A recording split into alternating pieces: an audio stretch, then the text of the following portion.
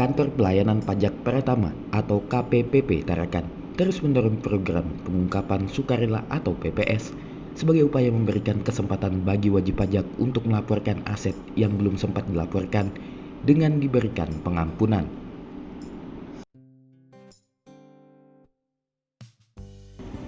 Kepala KPPP Tarakan Gerds Parlaungan Tampu Bolon mengatakan, dengan mengikuti PPS, wajib pajak bisa melaporkan harta bersihnya tanpa khawatir diperiksa dan dikenakan sanksi.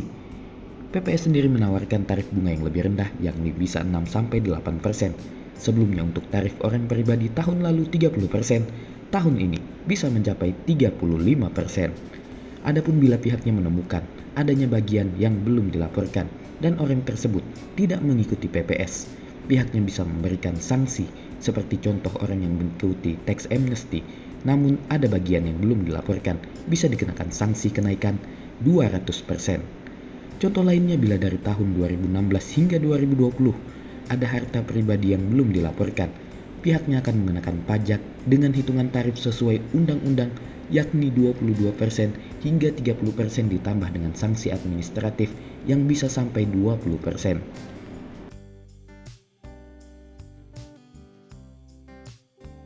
Tadi dia bisa declare, dia bisa kesempatan untuk menyampaikan laporan hartanya, harta bersih ya, harta bersih tanpa harus khawatir diperiksa, tanpa harus khawatir kena sanksi, dan dengan tarif yang lebih rendah. Kalau misalnya untuk orang pribadi misalnya tarifnya itu kan kalau tahun lalu 30% ya, tahun ini malah bukan pajak ini bisa sampai dengan 35%. Dengan ikut PPS itu kan tarifnya tergantung kualifikasinya antara 6-18%. Jadi tarifnya lebih rendah, kemudian dia tidak terkena sanksi untuk tahun yang bersangkutan dan tidak akan dikenakan kegiatan pemeriksaan. Sanksinya itu apa sih Pak, kalau boleh tahu? Kalau misalnya sanksi itu macam-macam ya. Kalau misalnya dia dulu ikut TA tapi ada bagian yang belum dia laporkan, terus sekarang ternyata kita tahu, itu sanksinya bisa kenaikan 200%.